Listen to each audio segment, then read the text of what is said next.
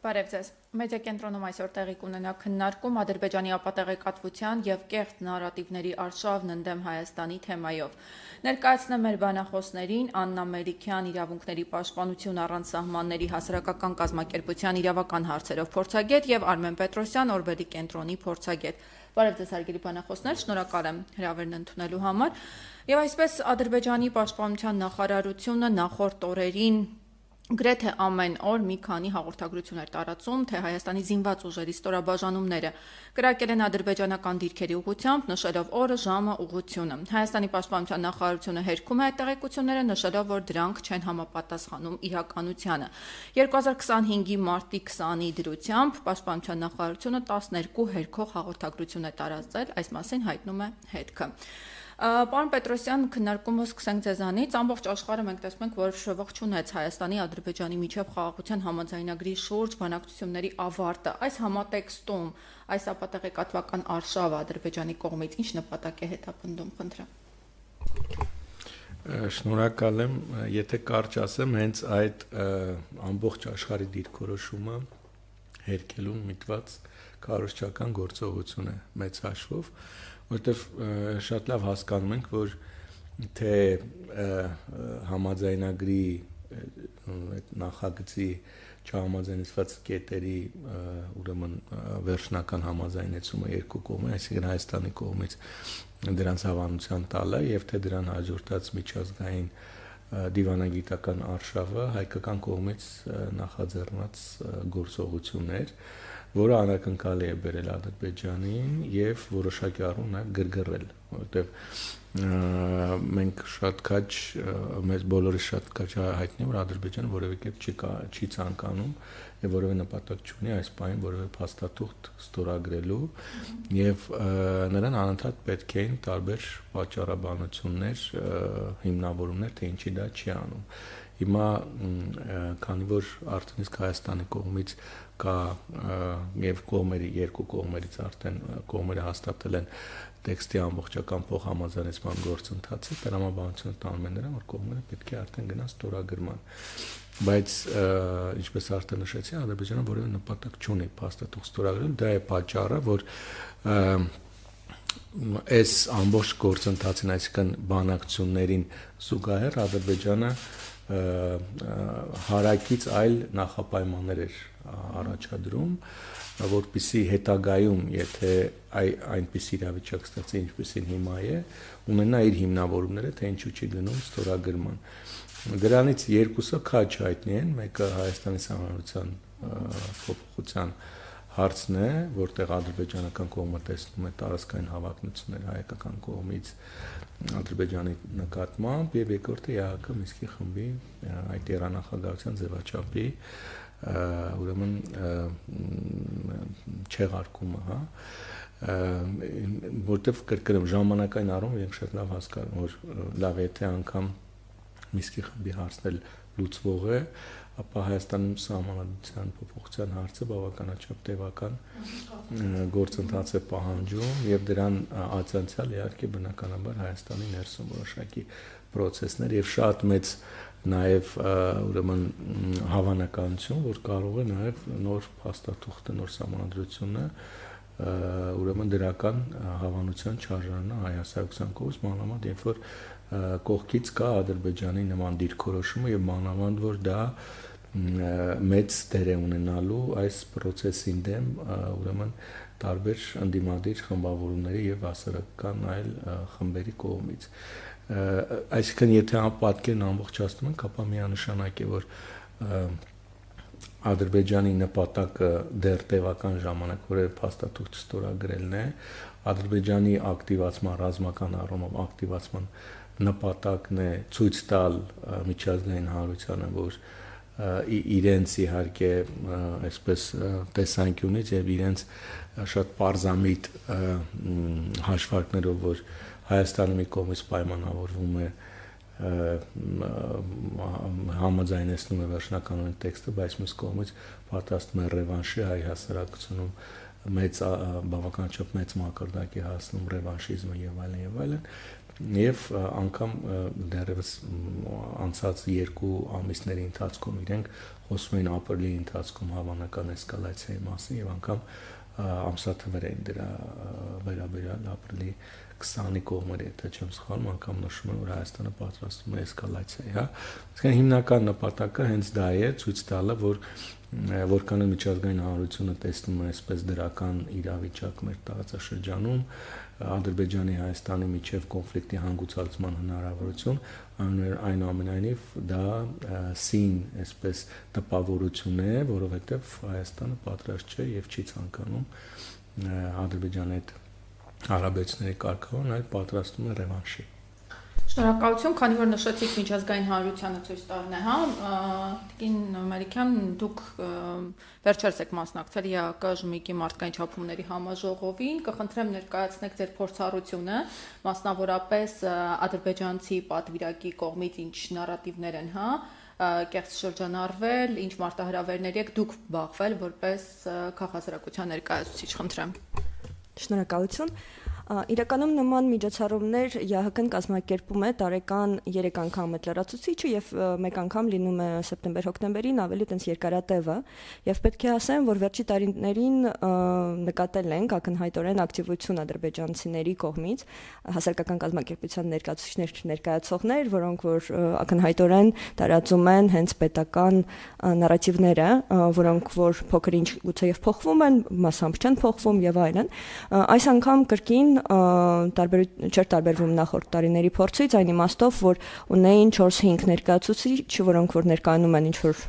որպես ՀԿ-ների ներկայացուցիչներ, իլերում ընդրան նաև ներկայ են լինում այդ միջոցառումներին պետությունների 57 անդամ պետությունների պաշտոնական պատվիրակությունները։ Եվ ըստ էության շատ ակնհայտ էր թեման այս միջոցառման այս տարի լրագրողների դերը զինված ընդհարումների համատեքստում, խախտումների արձանագրելու, տեղեկատվություն տրամադրելու, այդ թվում նաև պատասխանատվության ենթարկելու համատեքստում, լրագրողների հավաքագրված նյութերի տեսանկյունից իլերում ընդրան նաև խոսում էին կապատեղեկատվության մասին եւ լրագրողների կամ մեդիաների դերը խաղաղության ժամանակահատվածում կամ կոնֆլիկտից հետո, ժամանակահատվածում եւ պետք է նշեմ, որ այս անգամ հետաքրքիր էր, որ այդ 4-5 բանախոսներից, որոնք որ ներկայացնում էին ադրբեջանի գոնգոները, իրենք որդեգրել էին այդ ամերիկյան կինոների վատ ոստիկան, լավ ոստիկան մոտեցումը, առաջինը ում խոսք հասավ, սկսեց ողջունելուց խաղաղության դարաշրջանը, ողջունեց Հայաստանի եւ Ադրբեջանի պատվիրակություններին եւ շնորհավորեց, որ վերջապես նախագիծը խաղաղության պայմանահամաձայնագրի հաստատված է եւ չէր խոսում որևէ քննադատություն չէր հնչեցնում Հայաստանի վերաբերյալ։ Ի տարբերություն նրան, դրանից հետո խոսացողները, 3-4 խոսացողները շատ ակնհայտորեն բացասական եւ քննադատաբար էին խոսում Հայաստանի մասին, մեղադրում էին խաղաղություն չցանկանալու մեջ, այդ կրակոցների հիշատակում եղավ, որ դա ակնհայտացուցիչ է, որ Հայաստանը սադրում է եւ չի ցանկանում իրական խաղաղություն լինի։ Ավելին ասեմ, նրանցից մի քանիսը, քանի որ ես իմ ելույթում անդրադարձել էի խախտումներին, այդ թվում նաեւ եւ 20 թվականի պատերազմի ժամանակ լրագրողների նկատմամբ կատարված խախտումների ուղիղ միջական թիրախավորման դեպքերի, Լեռնային Ղարաբաղ, դրանից հետո միջազգային ԶԼՄ-ների ներկայացուցիչ չթողնելու խնդրին եւ հիմա Բաքվում ընթացող դատավարությունների համատեքստում անկախ ԶԼՄ-ների ներկայացուցիչների բացակայությանը, որը լրջագույն խոչընդոտ է տեղեկատվության ստանալու իմաստով, գուցե արձագանքելով իմ ելույթին կամ այդպես էլ պատրաստվում էին, նախ ասեցին, որ մենք դեռ պետք է հայերով շնորհակալ լինենք, որ տեղում ահաբեկիչներին չեն սպանել, ինչպես որ այլ երկրները կվարվեին եւ դա Ադրբեջանի իշխանությունների մարդասիրական բարձրագույն դրսևորումներ, որ տեղում չեն սպանել, այլ հիմա դատում են այդ հայերին, դա մեկ, երկրորդ խոսեցի նրա մասին, որ Լեռնային Ղարաբաղ գոյություն չունի, անգամ հիշատակում չպետք է լինի, նման կազմավորման, կամ տարածքային կազմավորման, խոսեցի նրա մասին, որ այո, Հայաստանում ռևանշիզմը բարգավաճում է, ռևանշիզմի տակ իրականում շատ հետաքրքիր է, որ իրանք հասկանում են նաև հենց ամեն Լեռնային Ղարաբաղ արտահայտության հիշատակումը իրենք դիտարկում են որպես ռևանշիզմ եւ դրանով իսկ մեղադրում էին, որ մենք այդ թվում նաև որպես քաղաքացիական հասարակության ներկայացուցիչներ կրկին մեղադրելով, որ մենք գրպանային կազմակերպություններ ենք, այսինքն այն ինչ որ իրենց է վերաբերում, փորձ փորձում էին մեղադրեն մեզ դրանում, կառավարության գրպանային կազմակերպություններ ենք եւ ռևանշիզմի, սեպարատիզմի, ագրեսիայի ջատագովող ենք եւ ըստ էության ամեն առիթը բաց չէին թողնում հիշեցնելու, թեև թեման լրագրողներն էր, բայց իրենք խոսում էին այս ամենի մասին մի խոսեք նրա մասին, որ Հայաստանի կառավարությունը պետք է անհապաղ ապահովի ադրբեջանցիների վերադարձի անուտարելի իրավունքը Հայաստան, այսինքն անընդհատ այդ թեման էր շարունակաբար շոշափվում նաեւ։ Եվ հետաքրքիր է նաև ձեր կարծիքով այս ամենը ինչ ազդեցություն է ունենում միջազգային հանրային ընկալումների վրա եւ արդյոք դուք նշեցիք, որ նախորդ քննարկումների ընթացքում է նույնը եղել, նույն մասնակիցներն են եղել, նարատիվների, ապատեղեկատվական արշավների տարբերություն նկատելի է ձեզ համար։ Պետք է նշեմ, որ հրապարակային որևէ արձագանք դրան այլ պատվիրակությունների կողմից չէր լինում, բայց մասնավոր զրույցների ընթացքում ակնհայտորեն զգացվում էր, որ նրանք գիտակցում են, որ ադրբեջանցիների ներկայացուցիչները գոնգոներ են եւ կոնկրետ նարատիվներ են առաջ մղում։ Միևնույն ժամանակ շատ հստակ էր այն ինչ որ արտացոլվում է իրենց Twitter-ում, հա, կամ այլ հաղորդագրություններում, որ ողջունում են այս գործընթացը, անկախ նրանից ծանոթ են համաձայն անգլիz տեքստին թե ոչ, բայց եթե Հայաստանի համար ընդունելի է, այդ իմաստով պատրաստ են աջակցել, նշելով, որ ըստ էության որևէ այլ բան անել չեն կարող, որովհետև ցանկություն կամ կարողություն չունեն միջամտելու, այլ կերպ աջակցելու եւ հույս ունեն, որ դրանով իսկ, այսինքն նման հաղորդագրություններ տարածելով հորդորում են կամ համապատասխան մեսեջ են ուղարկում Ադրբեջանին, որ այն պետք է հնարավորինս շուտ ստորագրի այդ համաձայնագիրը եւ զերծ մնա ագրեսիվ ինչ-որ դրսևորումներից, այսինքն դա իրենց այն լծակն է կամ միջոցն է, որի միջոցով փորձում են Ադրբեջանի հնարավոր ագրեսիվ գործողությունները կանխել։ Պարոն Պետրոսյան, տեսեք, այդ կրակոցների մասին ապատեղեկատվությունը նաև հերքեցին սահմանին տեղակայված ԵՄ դիտորդական առաքելության ներկայացուցիչները։ Այս համատեքստում այդուհանդերձ որքանով է հնարավոր լինում միջազգային հանրային ընկալում, հա, ձևավորել, որ այո, այնինչ տարածվում է ապատեղեկատվությունը։ Եվ նաև հետաքրքիր է մեդիան ինչ դեր ունի եւ ինչպես է անդրադառնում, խնդրեմ։ Տեսեք, այս ամեն ինչը տեղ ունենում այնպիսի պայմաններում, երբ որ միջազգային հանրությունը ունենալով բազմաթիվ այլ խնդիրներ, ընդ որում աշխարհում ակտիվ բազմաթիվ հակամարտություններ, որոնք օր-օրի ակտիվացման ուրեմն նոր միտումներ են դրսևորում, նոր հնարավոր պոտենցիալ խնդիրներ, որոնք էլի հակամարտության վերածվելու մեծ ներուժ ունեն, եւ այս պայմաններում մեր տարածաշրջանը, որը մեծ հաշվով, հա, եթե գնում ենք ավելի քաղաքական գնահատականների ճանապարհով, այս պահին նվազ ռազմական էսկալացիայի միտում ունեցող տարածաշրջան է, բոլորը շատ լավ հասկանում են, որ այս պահին իրավիճակը ավելի շատ այս քարոզչական հարթությունում է, այսինքն միջազգային տարբեր դերակատարներ կամ այս տարածաշրջանով հետաքրքրված բազմաթիվ երկրներ բնականաբար կան բավականաչափ խորքային գնահատականներ առայն, որ այս պահին հարավկովկասյան տարածաշրջանում որևէ էական էսկալացիայի հիմք, պատճառ առիթ չկա։ Էլ ավելի ուրեմն բնականաբար եթե միտքը շարունակենք, էլի գնահատականներ հիմնավոր բավականաչափ, որ հատկապես Հայաստանը չի շահագրգռված նման էսկալացիա։ Այդ համար բոլորին այսինքն հիմնական այդ շահառու դերակատարների համար պարզ է թե այս տարածաշրջանում ինչ է կատարվում, բայց միևնույն ժամանակ այդ հիմնական դերակատարներն էլ ներգրավացնելով այլ խնդիրներում ուրեմն չեն փորձում զարգացնել այն դրական միտումը, որ կա մեր տարածաշրջանում, այսինքն եթե մենք գտնվենք ավելի կայուն եւ կանխատեսելի այսօր աշխարհում եւ տարածաշրջանում, բնականաբար այս արձանագրված իրողությունը համաձայնագրի տեքստի համաձայնեցման ուրեմն մի փոքր ավելի շարունակականության դրսևորման դեպքում միջազգային հանրության եւ հատկապես ամենաազդեցիկ դերակատարներին նույն Միացյալ Նահանգներ, գուցե Ռուսաստանը, եթե ուրեմն պլաններ ունենար վերադառնալ եւ հնարավորություններ մեր տարածաշրջան կամ այլ մեկ խաղացողների կողմից, ապա դա կարող է վերածվել ինչ որ արդեն կոնկրետ գործընթացի, բայց քանի որ չկան այդ հնարավորությունները, ցանկությունները եւ ծրագրերը, դրա համար բոլորը ես համամիտ եմ, անգամ գուցե առանց տեքստին ծանոթանալու թե ինչ է, եթե կողմերն եկել են համաձայնության, նշանակում է դա արդեն երկուսին էլ փոխշահավետ է, հետաբար մեր գործն է ողջունենք այդ, ոնց որ օրինակ նախորեն շատ սիմվոլիկ էր Հռոմի Պապի անդրադարձը, Հիվանդանոցից դուրս գալուց հետո իր առաջին հանրային ելույթում նաև այս խնդրին, այս իրողությանը անդրադառնալ։ Այնպես որ Ադրբեջանում շատ լավ հասկանում են իրավիճակը, ես կրկնում եմ, հիմնական նպատակը այս բան այս քարոզչական արշավի գրոհի այն նարատիվը, որը գեներացում է հայկական կողմից, որպես տարածաշրջանում էսկալացիայի պատճառ հիմք չկա այլևս եւ քաղաքական բանակցությունների մակարդակում պետք է կողմերը գնան խնդիրների լուծման, այդ նարատիվի չեզոքացումն է եւ տեսեք իրենք այնպես չէ,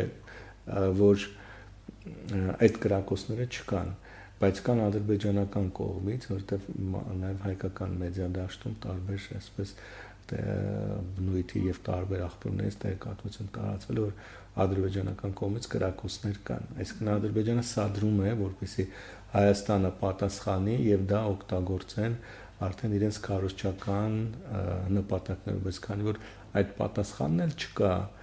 այստեղ է որ Ադրբեջանը բավականին այսպես ջղագրգիռ վարկագիծ է դրսևորում։ Ադրբեջանական մեդիայում այդուհանդերձ շարունակում է ներկայացվել, որ Հայաստանը շարունակում է պատրաստվել նոր պատերազմի, որքան էլ դուք նշում եք, որ այդուհանդերձ այս համատեքստում հետաքրքիր է, որ իրենք այս նարատիվն են, անընդհատ տարածում, որը պետք է լինի, որքանով է սա նպաստում տեղեկատվական պատերազմի եւ որը պետք է լինի ձեզ Հայաստանի քայլը, Տիկին Մելիքյան, խնդրեմ։ Նախ կուզենայի ընդգծել, որ Ադրբեջանը տարիներ շարունակ փորձում է թելադրել տեղեկատվական պատերազմի հարցերը, ըստ էության, ու եթե անդրադառնամ այդ վերջին միջոցառմանը, որը դուք հիշատակեցիք, շատ ակնհայտորեն խոստովանեցին բանախոսներից մեկը, շատ հպարտությամբ, թեև ներկայանում էր որպես ՀԿ ներկայացուցիչ, բայց շատ հպարտությամբ հայտարարեց, որ պատերազմում, տեղեկատվական պատերազմում 20 թվականին Ադրբեջանը ջախջախիչ հաղթանակի կամ պարտությանն ամանել Հայաստանին, քանի որ իրենց նախագահը 31 հարցազրույց է հաջողացրել տալ միջազգային ԶԼՄ-ներին, առաջ տանելով իրենց հենց խոսույթները, ու դա իրականում խոստովանություն ու ցուցիչ էր մեզ համար առայն, որ իրենք մինչև օրս էլ շատ կարևորում են հենց առաջատար լինելը, թելադրող լինելը։ Հիմա ստացվում է, որ այս խաղաղության համաձայնագրի համատեքստում իրենք կորցնում են ինչ որ նախաձեռնությունը թելադրելու եւ ուստի փորձում են այլընտրանք ստեղծել կամ երկրորդային ֆրոնտ տեղեկատվական բացել, ասելու, որ սա իրական համաձայնագրին ուղի չէ դեռևս, այսինքն Հայաստանը այս դեպքում, Հայաստանին մեղադրելով, որ պատրաստ չէ իրական խաղաղությանը, որովհետև ըստ էության դա չի տեղավորվում իրենց ընդհանուր մոտեցման ու քաղաքականության մեջ, ցույց տալու, որ Հայաստանը ագրեսոր է, կառուցողական չէ, տարբեր հարաբերություններում հնարավոր չի իր հետ հարցեր լուծել առանց ուժի կիրառման, ու սա, ինչպես մենք նախկինում էլ արձանագրել էինք, կարող է պատրվակի հող պատրաստել, որպեսզի ամեն պահի էլ կազուսբելի հիմք ունենան ու հերթական էսկալացիայի դրդեն, եթե հասկանան, որ այլընտրանք չկա այս պահին կամ իրենց հատկապես ձեռնտու է դա։ Նախկինում էլ էինք մենք արձանագրում նման տենց ակտիվություն, երբ որ Հայաստանին մեղադրում են եւ հիմնականում ավարտվում էր իրենց հաղորդագրությունները մի նախադասությամբ, որ ողջ պատասխանատվությունը հայկական կողմի վրա է լինելու, եթե մենք կանխարգելիչ միջոցառումների դիմենք, իրենք շատ այնց լավ ворթեգրել են այդ մոտեցումը, կանխարգելիչ պաշտպանություն, այսպես ասելու, որ Հայաստանը հեսա պատրաստվում էր հարձակվի, ուստի մենք կանխարգելիչ նախաձեռնողական հարցակում մենք իրականացնենք եւ այլն։ Ըստ էության շատ կարեւոր է մեզ համար ու մենք տեսնում ենք, որ հայկական կողմի պաշտոնական, լրահոսում համենայն դեպս բառամթերքը փոքր-ինչ փոխվել է նախկինի հետ համեմատած, ավելին պաշտպանության նախարարի վերջին հայտարարությունը, երբ որ մեկնաբանում էր, այս հաղորդագրությունները ադրբեջանական կողմի, բազմաթիվ իրար հետևից մի քանի օր շարունակ, կարծես թե հաստատեցին, որ իրոք կրակոցներ տեղի ունենում են ադրբեջանական կողմից, պարզապես հայկական կողմը դրանց մասին չի բարձրաձայնում ընդհանրապես, քանի որ դրանք երկարատև ինտենսիվ կրակոցներ չեն ըստ էության, նշանակելով որ այլ տեսակի են, ուստի չեն բարձրաձայնում, ու սա իրականում տեղավորվում է հայկական տենց տեղեկատվական պորտֆոլիոյի մեջ, այսպես ասած, չսրել իրավիճակը, որևէ առիթ չտալ թեման զարգացնելու գուցե եւ ցույց տալ, որ մենք խաղաղասեր ենք եւ պատրաստ ենք համապատասխան քայլերի դիմելու։ Ինչը ըստ էության նաեւ էլի վերադառնալով այդ միջոցառմանը, քանի որ ինձ համար նաեւ շատ ակնհայտ տարբերություն կար հայկական դիվանագիտական ներկայացուցչի ելույթներում, մինչ օրս, երբ որ համանման միջոցառումների մասնակցում էինք, խոսվում էր խախտումների մասին, հիշատակվում էր եւ Ադրբեջանի դերը, Լեռնային Ղարաբաղի խնդիրներից էինք խոսում եւ այլն, այս անգամ որևէ ելույթում ըստ էության Ադրբեջան կամ Լեռնային Ղարաբաղ բառերը չէին հնչում եւ անգամ եթե խոսվում էր ինչ-որ խնդրի մասին, վերացական էր խոսվում, օրինակ անհրաժեշտ է ապահովել լրագրողների մուտքը էթնիկ զտման ենթարկված տարածքներ, բայց առանց հիշատակելու, որ դա Լեռնային Ղարաբաղի մասին է օրինակ խոսքը գնում եւ այլն, ու երբ որ փոքր-ինչ թեժանում էր մեր երկխոսությունը, երբ որ խոսում ենք խախտումների մասին եւ ադրբեջանական կողմը սկսում էր մեղադրել Հայաստանին, կրկին ի պատասխան հայկական կողմը ասում էր, որ ահա դուք դուրս եք գալիս այս խաղաշնական ընդհանուր ոնց որ երկխոսության մթնոլորտից եւ սկսում եք մեղադրել, եկեք հետ գնանք կարծես թե պայմանավորության համաձայն, որ արդեն մենք բարեցական հարաբերությունների մեջ ենք եւ պետք է պահպանենք նման մոտեցումը։ Դա ինչով եք բացատրում այդ փոփոխությունը հայկական կողմից։ Բացատրում եմ այս վերջին ժամանակահատվածի ընդհանուր կարծես թե եւ ներպետական լսարանի համար, ներքին լսարանի համար եւ արտաքինի համար այն հաղորդագրությունների լույսի ներքո լրիվ տեղավորվում է նույն տրամաբանության մեջ, որ Հայաստանը պատրաստ է խաղաղության, պատրաստ է ստորագրել, պատրաստ է զիջումների գնալ, ոչ միայն փոխզիջումների, այլ զիջումների հանուն այդ խաղաղությանը եւ տենց ինչ-որ կայունությանը, ուստի կարծես թե մեր դիվանագետներն են ստացել համապատասխան հրահանգ այդ նույն ոճի մեջ ելույթներ ունենալ։ Պարոն Պետրոսյան, ինչ ռազմավարություն կարող է այդուհանդերձ կիրառել Հայաստանը Ադրբեջանի ապատեղեկատվական արշավների դեմ, որպեսզի հատկապես միջազգային հանրության շրջանում այսպիսի համաժողովների ընթացքում սեփական նարատիվը, սեփական պատմույթը ներկայացնի եւ ոչ թե այսպես կիրառվի անընդհատ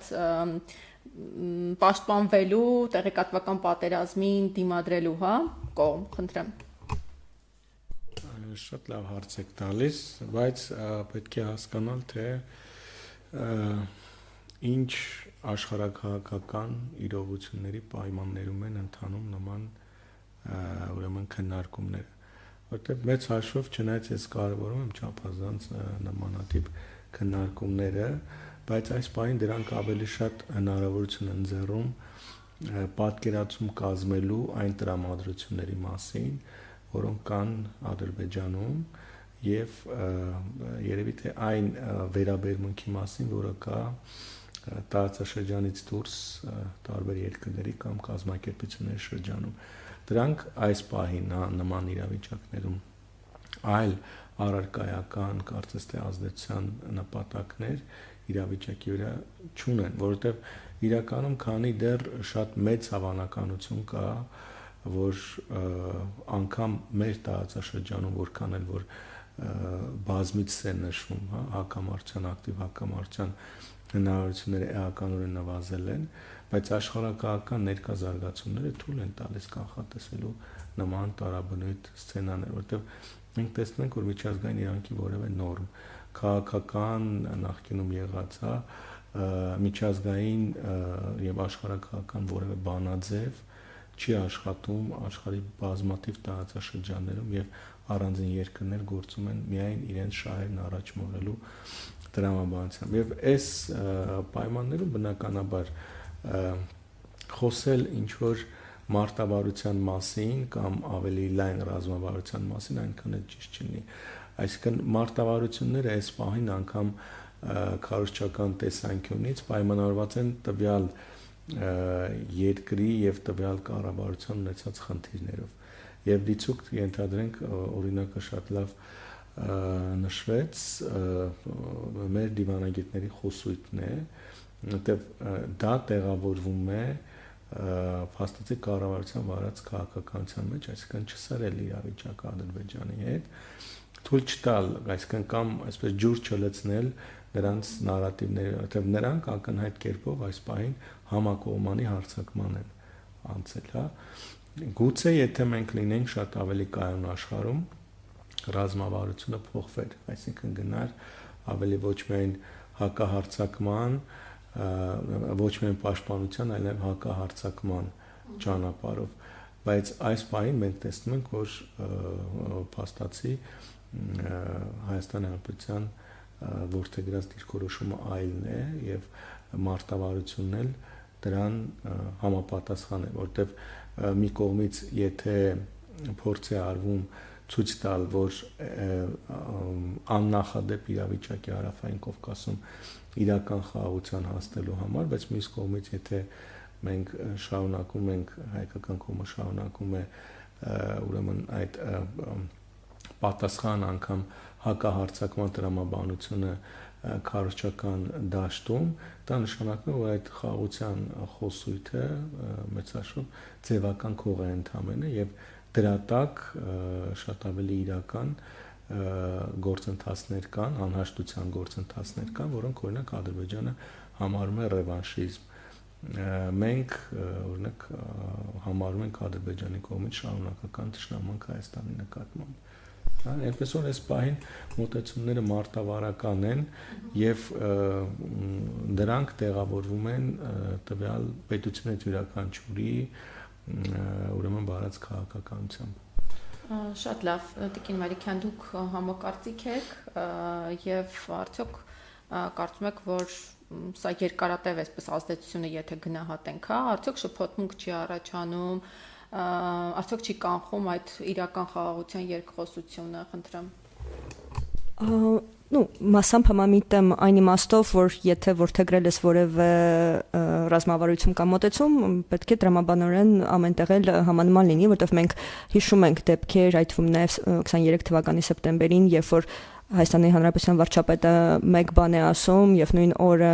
անվտանգության խորհրդում, հա, ՄԱԿ-ի արտաքին գործերի նախարարը հակառակ բանն է ասում եւ դա այդ դիսոնանսը շատ ավելի վտանգավոր է եւ վնասակար է ընդհանուր այդ թվում նաև Հայաստանի ընկալման, հա, որպես ճշգրիտ ինֆորմացիա տվող կամ չտվող, հա, պետություն կամ ապատեղեկատվություն տարածող։ Մյուս կողմից պետք է նշեմ, որ կարծում եմ, որ անգամ եթե ոչ հրապարակային, այլ միջոցներով մենք կարծում եմ ակտիվորեն պետք է շարունակենք հակազդել այդ ապատեղեկատվության Ադրբեջանի, որովհետև իրենք ոչ միայն այս մեղադրանքներով են շատ ակտիվ ապատեղեկատվություն տարածում, հա, այդ զինադադարի կամ հրադադարի ռեժիմի խախտման մասով, այլ նույն դատավարությունները, որոնք որ հիմա Բաքվում ընթանում են, օգտագործում են որպես շատ տենց մեծ գործիք Հայաստանի դեմ, Հայաստանի իշխանությունների դեմ, Հայաստանի ժողովրդի դեմ, ոչ միայն դատվող անձանց դեմ, ըստ էության ամեն օր ընդգծելով, շարունակաբար ցույց տալ, փորձելով ամեն դեպս ցույց տալ, հա, եւ ռուսալեզու թարգմանելով այդ ռեպորտաժները անգլերենն են արկա եւ այլն, որ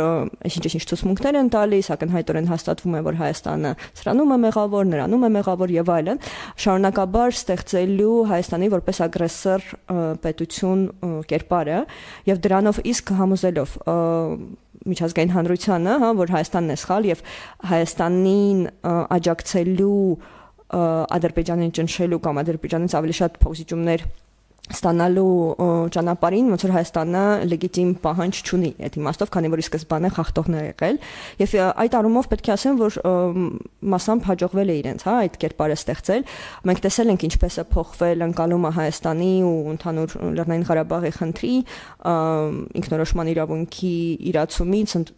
դարձնելով այն տարածքային վեճ, հա, ու Հայաստանի արդեն դերը լրիվ փոխվում է, ոչ միայն պաշտպանել բնակչությանը, այլ հակառակը, հա, զավթել այլ պետության տարածքներ, ուստի ըստ էության հիմա էլ եթե Հայաստանը փորձի խոսել կամ արդարանալ ինչ-որ բանով, ստացվում է, որ այո, դուք օկուպացրել եք 20-30 տարի ինչ-որ տարածքներ, ինչու եք հիմա բողոքում, որ ձեր տարածքները օկուպացված են։ Նման անգամ արձագանք լսել ենք, ԵՄ որոշ դիվանագետներից ժամանակին, երբ որ խոսում էինք Հայաստանի տարածքի օկուպացման մասին, ադրբեջանցի զինվորների կողմից, ուստի երբ որ մենք չենք հակաճառում եւ փաստարկներ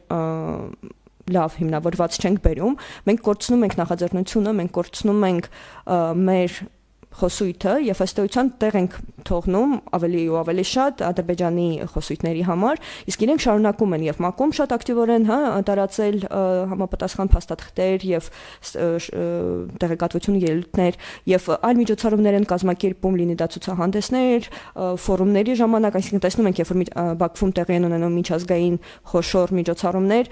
որևէ հնարավորություն իրենց իշխանությունների ներկայացուցիչները բաց չեն թողնում խոսելու Հայաստանի խախտումների, Հայաստանի չկամության կամ այլ ինչ-որ խնդիրների մասին, որը մենք չենք տեսնում հակառակ կողմից, բայց մենք տեսնում ենք արդեն, որ այն դիվանագետները, այն մասնակիցները, ովքեր որ մասնակցում են այդ միջոցառումներին, որոշները անգամ հաջողանալու նպատակից, երևի ելնելով Ադրբեջանից ինչ-որ այլ պոզիցիաներ ստանալու իրենց օգտին, ստանալու համար շարունակում են կրկնել, այո, Հայաստանը վատն է, Հայաստանը ագրեսոր է, օկուպանտ է եւ այլն։ Ըստ էության ու դրանով իսկ մենք կորցնում ենք ընդհանուր առմամբ, կարծում եմ, մեր պատկերը եւ մեր լեգիտիմ գործելու այդ կերպարը։ Ստայդում, եթե այսպես ամփոփ ենք քննարկումը, երկարաժամկետ հետևանքները ձեր կարծիքով որոնք են, թեև դուք արդեն նշեցիք, ինչ հետևանքների է բերել այդ տեղեկատվությունը եւ հաշվի առնելով նաեւ այն նախապայմանները, պարոն Պետրոսյան, դուք էլ նշեցիք, ձեր խոսքում, որ այդուհանդերձ շարունակում է այդ նախապայմաններով խոսել Ադրբեջանը։ Այս համատեքստում որոնք են այդ երկարաժամկետ հետևանքները եւ ձեր կարծիքով ինչ պետք է անել այս պարագայում, հաշվի առնելով դուք նշեցիք նաեւ մարտավարությունը, իրավիճակային, բայց երկարաժամկետ որը պետք է լինի։ Թեև նաև դիտարկում ենք, որ անկայուն է իրավիճակը, անկայուն է ամեն ինչ, խնդրեմ։ Տեսեք, մի բան պետք է ֆիքսենք, որ մեր հակառակորդն այս պահին թե ռեսուրսներով, թե հնարավորություններով, թե համակարգային առումով քարոզության մեջ եւս գերազանցում է մեզ։ Նայեք, մենք սկսենք այն համակարգից, որը կա։ Ադրբեջանը բացահայտ ավտորիտար համակարգ է, որտեղ մեդիան ուղղորդվում է մեկ կենտրոնից եւ նման համակարգերում քարոզչական պատերազմներում հաղթելը շատ ավելի հեշտ է, քան ժողովրդավարական համակարգերում։ Որտեղ եթե ամբողջ մեդիան վերահսկվում է, ուրեմն մեկ կենտրոնից, եթե այլ կարծիք հայտնելու որևէ հնարավորություն չկա։ Պարզ է, չէ՞, մեկ կենտրոնում գրված ցանկացած թեզ բոլոր հնարավոր ուղղություններով եւ գումարած Ադրբեջանի ֆինանսական ռեսուրսներով նաեւ միջազգային մամուլով, գումարած տարբեր երկրների հետ ունեցած նաեւ այս մեդիա ոլորտում ռազմավարական համագործակցություն դիցուկ օրինակ Թուրքիայի հետ, Ադրբեջանը կարողանալու է իր ուրեմն քարոզչական նարատիվները շատ ավելի հասանելի դարձնել ամբողջ աշխարհին։ Մեր դեպքում թե ռեսուրսների առումով, թե մեր ունեցած համակարգի առումով, թե մեր երկրի ներսում եղած ուրեմն ներքաղաքական իրողությունների առումով, այս ամենը խանգարում է, որովհետեւ մենք կարողանանք կենտրոնական ուրեմն ինչ որ համակարգ ձևավորել եւ գործել քարոզչական պատերազմում մեկ sense միասնական կենտրոնից, ինչպես իրենք են դա իրականացնում։ Այնպես որ մեր թեման, մեր խնդիրը ել եմ ասում, այստեղ շատ կարող ռեսուրսների հանգամանքը, թեմատիկ առանձին բովանդակությունների մշակմամբ եւ ուրեմն ինչպես մասնագիտական խմբերի, այնպես էլ Սփյուռքի ուրեմն դերակատարման Սփյուռքի հնարավորությունների օգտագործմամբ փորձել հենց ազատ մեդիայի վրա շեշտադրումներով առաջ տանել առանձին նարատիվներ եւ դա կլինի թե այսպես հակադարձելու մարտավարության տրամաբանության մեջ, թե հակահարձակման տրամաբանության մեջ, այսինքն մեր պատասխան գործողությունները, մեր մարտավարությունը, մեր ռազմավարությունը պետք է հիմնված լինի այն համակարգի վրա եւ այն ռեսուրսների վրա, որը մենք ունենք։ Հիմա նշել թե արդյոք կա նման նախապատրաստված արդեն կամ գործող համակարգ, ես կդժվարանամ նշել, որ մենք դա ունենք։ Անհրաժեշտությունը դա միանշանակ անհրաժեշտություն է։ Ունենք մարդկային ռեսուրսներ, ֆինանսական ռեսուրսներ, կարծում եմ ոչ լիարժեք, բայց ունենք եւ գոնե մեր առջև հնարավոր մինիմալ խնդիրները կարող ենք լուծել եւ այստեղ ամենակարևոր հանգամանքը գոնե այն խնդիրները կամ այն թեմաները, որոնք պետք է ապահովվեն եւ փակվեն, այսպես ասենք, հա, Հայաստանի կառավարության կողմից դրան գոնե մեկ կենտրոնից համակարգվեն, որպեսզի այ գործընկերոջ նշած օրինակը չլինի հակասական խոսք երկու բարձրաստիճան պաշտոնյաների ուրեմն առանձին հրապարակային ելույթի, որպեսզի նման ուրեմն օրինակներ չկրկնվեն գոնե ուրեմն պաշտոնական տեսակետները ներկայացնելու ուղղությամբ։ Շատ լավ, շնորհակալություն, խնդրեմ։ Ես ճիշտ այո, համաձայն եմ, բնավ որ մեզ մոտ ԶԼՄ-ները շատ ավելի տարատեսակ մոտեցումներ ունեն եւ արտահայտում են տարբեր կարծիքներ եւ շատ ավելի դժվար է ուղղորդել մի ձայնով խոսել ինչ-որ խնդրի մասին, բայց սա որևէ կերպ արդարացում չի կարող հանդիսանալ հենց կառավարության կողմից պատշաճ ջանքեր չգործադրելու եւ նման ռազմավարություն մշակելու եւ համապատասխան միջոցներ հատկացնելու, որովհետեւ փաստ է արդեն, որ տեղեկատվական պատերազմը ոչ պակաս է, քան մարտական գործողություններում, հա, հաջողության հասնելը, եւ եթե մենք ցանկանում ենք որևէ կերպ համոզել համապատասխան միջազգային գործընկերներին, որ իսատար մեզ կանգնեն, հա, տարբեր հարցերում, մենք պետք է շարունակաբար աշխատենք ոչ միայն ինչ որ գործիչների հետ, հա, կոնկրետ, այլ նաև ընդհանուր հասարակական կարծիք ձևավորելու տարբեր երկրներում, որտեղ որ կարող ենք օրինակ շատ ավելի ակտիվորեն հոդվածներ հրապարակել, հա, իրավիճակի մասին, այսինքն տանել առաջ մեր պատկերացրած ճիշտը, չթողնելով այդ բոլոր լծակները Ադրբեջանին։ Բնավ անվիճելի է, որ իրենց ռեսուրսները շատ ավելին են եւ դա կնհայտ երևում է, հա, ինչպես են ներդնում միջոցառումներ կազմակերպում կամ իրենց արշավները տեղեկատվական ակնհայտ երևում են, հա, եւ ԶԼՄ-ները մի ձայնով են խոսում եւ կարծես թե փաստ է արդեն ոչ մեկ չի վիճում, որ օրական իրենց WhatsApp ինչ որ խմբերով անգամ ստանում են, հա, ինչպես պետք է ինչ որ երևույթ լուսաբանեն, ինչ ասեն ու մեղադրեն, չմեղադրեն եւ այլն, նույնը իրենց դիվանագետներն են, երբ որ հետևում ենք իրենց, հա, Twitter-ում հատկապես, որ տենց սկսում են նույն բանը տարածել, հա, շատ ակտիվորեն եւ դրանով թեկուզ տրոլների տենց ֆաբրիկաներ ունեն, հա, որոնք որ շատ ակտիվորեն ինչ որ բաներ են տարածում եւ այլն։ Եվ վաղը, եթե ինչ որ մեկը ուզենա հասկանա Լեռնային Ղարաբաղում ինչ է կատարվել կամ Հայաստան-Ադրբեջան հարաբերություններում ինչ է կատարվում, եթե ուղղակի որոնեն, հա, ինչ որ նյութեր համացանցում, հիմնական զանգվածը գալու է հենց ադրբեջանական կողմից պատվիրված, լինի դա հենց ադրբեջանցիների կողմից գրված կամ օտարերկրացիների ներգրավմամբ ինչ որ հրապարակած նյութեր, այլ ոչ թե հայկական կողմի ներկայացուցիչ։ Ես հիշում եմ, որ 20 թվականին, երբ որ 44-օրյա պատերազմը ընթանում էր, շատ մասնագետներից միջազգային իրավունքի ստանում էինք հարցումներ, որտեղից կարող ենք տենց չեզոք անկախ համապարփակ ինֆորմացիա ստանանք կոնֆլիկտի մասին։ Ու այդտեղ հասկացանք, որ անգլալեզու պրոհայկական լավ նյութեր չկան, հա, որ գոնե կիսվես, հասկանան, ասենք, ինչպես ենք մենք ընկալում այդ հակամարտությունը։ Նույնը հիմա է լինելու, այսինքն Հայաստանի դերը դրվածքը իր պատկերացումը տարածաշրջանում հաշվի առնելով այդ բոլոր նրբությունները եւ այդ ռազմավարական խնդիրները, որոնք որ կան, հա, ռազմաքաղաքական խնդիրները մեր տարածաշրջանում, որոնք դեռևս սուր են ոչ միայն հայ-ադրբեջանական, այլ Իրանի շուրջ եւ այլն, հա, ասենք հարաբերություններում, շատ երբ որ մենք բաց ենք թողնում նախաձեռնությունը եւ մերթ ինչ որ արձագանքում ենք նման հայտարարությունների մենք կորցնում ենք միանշանակ ու եթե մենք մարտի դաշտում ենք այս պահին թույլ եւ ինչպես էլի վկայակոչեմ, հա, այդ բանախոսներից մեկը ջախջախիչ պարտություն գրել ենք նաև հենց տեղեկատվական դաշտում այդ իմաստով, որովհետև իրենք զավթում են ամբողջ տեղեկատվական դաշտը եւ թելադրում են։ Եվ այնքան են համոզում եւ իրենց պահանջները առաջ տանում, որ արդեն ամեն անգամ մենք ստիպված ենք ավելի ու ավելի զիջել, հա, այսինքն երբ որ մենք չենք հակադրում որևէ հիմնավորում, որևէ այլ խոսույթ, ստացվում է, որ այո, դե եթե ուզում ենք խաղաղություն, եթե հանուն դրա պատրաստ ենք այդ զիջումների, նույն միջազգային հանրությունը ասում է դե լավ, ոնց որ թե էսել են ուզում, դե ոնց որ թե համոզիչ է, համանդրությունը պետքա փոխել, դե փոխեք էլի։ Կամ նույն, ասենք, Ալիևի ասած է, որ վստահության 0% ունի հայկական կողմի նկատմամբ, սա շատ լավ կարծում եի պատրվակ կարող էր լիներ, որպեսզի մեր հայկական կողմը օգտագործեր, ասել, այ հա, ասում ես, որ վստահության խնդիր ունենք, վստահության այսպիսի միջոցներ ենք մենք տարիներ շարունակ առաջարկում, հիմա էլ ենք առաջարկում, լինի դա հենց եվրոդիտորդների ներկայությունը Հայաստանում դրան էր միտված եւ կարող եք ձեր տարածքում էլ տեղավորել, հա, որպեսզի արձանագրեն կամ նույն այդ հրադադարի խախտման մեխանիզմը, որ տարիներ շարունակ հայկական կողմը պնդում է առաջարկումը, կարելի էր հենց նախահարցակ դա էլի ավելի ակտիվորեն